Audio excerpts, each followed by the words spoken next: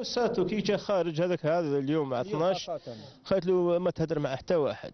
هي آخر وصية للأم التي بعثت ابنها ليبتاع الخبز وبعض مستلزمات المنزل من دكان لا يبعد إلا بضع أمتار، لكن أعين الخاطفين كانت تترصد يوسف رغم أنه لم يكلم إنسية عملا بوصية والدته. خرجت كنت رايح نشري، بعدا كانت مشيت شويه، من بعدا شفت واحد الجولف كانت مقايه، بعدا مشيت، بعدا راني نمشي و... وحكمني واحد من فمي وواحد من يدي وطلعوني في الطوموبيل.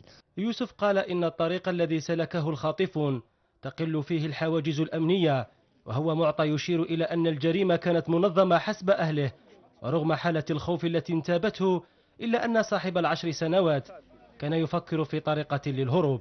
كل ما نوصلوا البلد يهبطوني ويديروا لي درافو، كنت نخمم كيف نهرب، كنت أنا نقول نضربهم ونخرج، بصح كنت ما نقدرش كيفه. بعد حتى وصلنا للبحر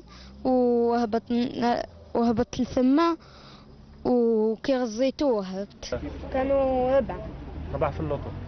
بعد هربت انايا من الجبل طريق البحر حتى رحت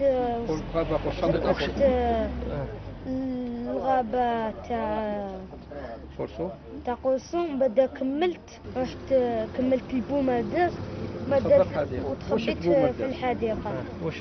يوسف الذي يعرفه أبناء حي البساتين ببومرداس أكدوا أن الطفل آية في الأخلاق، مشيرين إلى أن القضية لم تكن بدافع الانتقام، بل هي تواصل لمسلسل اختطاف الأطفال.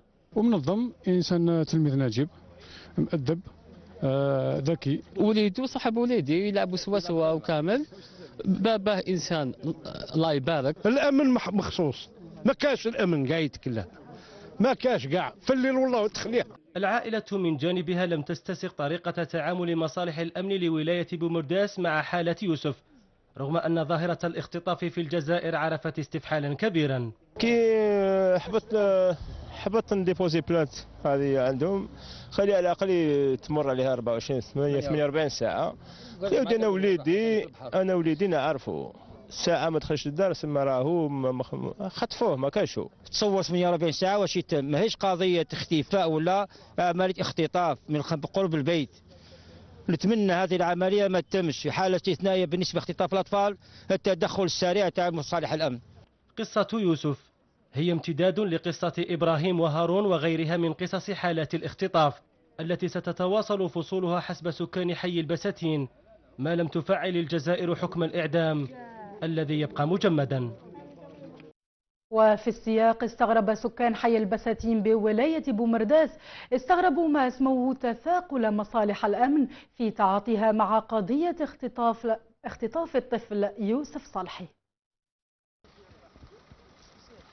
قضية اختطاف الطفل يوسف صالحي أثارت جدلا واسعا في أوساط سكان حي البساتين بولاية بومرداس حول استجابة مصالح الأمن لبلاغ عائلة المختطف وتعاطيها معه. السكان اللي هنا انتفضوا أمس، حي مهجور كليا على بعد حال 500 متر من مقر الولاية هنا بومرداس تابع بلد بومرداس. عمرك ما تشوف سيارة تعذرك ولا دورية تدور لهنا ولا كذا، على الأقل تعطي الاطمئنان للناس. هذا أنا عايشين وحدنا في الغابة هنا. سكان حي البساتين بولاية بومرداس انتقدوا أداء السلطات الأمنية والتثاقل الذي طبع تحرك أعوان الدرك في البحث عن الطفل المفقود. نفسها السيارة ما زالت تدور في الحي في الليل، يعني ربما جاوا يشوفوا الوضعية كيفاش، ربما شافوا الطفل هذا الحق ولا ما الحقش، يعني شاف يطالع الوضع. وبلغنا نتأسف للشيء، يعني ما كان حتى واحد من هؤلاء اتصل ولا حتى عانى الانتقال إلى المنطقة في حين حدوث ظاهرة ما جاوش، يعني خضعوا الأمر ماشي بجدية. بالرغم من أن هذا النوع من القضايا الإجرامية يتطلب السرعة والفعالية في التدخل، لكن مصالح الدرك الوطني أفادت أن هنالك إجراءات قانونية ينبغي اتباعها والعمل بها. تنقل المنزل تاع الشخص الضحية، الإجراءات اللي تبقات من التحقيق هذه تأتي فيما بعد، لأن الإجراء الأول راح يكون ميداني تاع الوحدات انتشار أو جدية أو طريقة أو كيفية انتشار الوحدات بطريقة فعالة لإفشال أي جريمة ينمو هذا المختطفين يديروها، سواء يقتلوا طفل ولا واش كانوا راهم ناويين يديروا به الطفل هذا، لأنه البيت تاعنا هو الصح هو الإفشال هذه المحاولة هذه. مسلسل اختطاف الأطفال يبقى حديث الساعة، فالطفل المفقود من منطقة الثنية في شهر رمضان ومحاولة الاختطاف هذه تبين أن مسلسل استهداف الأطفال متواصل في غياب آليات فعالة للحد من الظاهرة وردع المجرمين.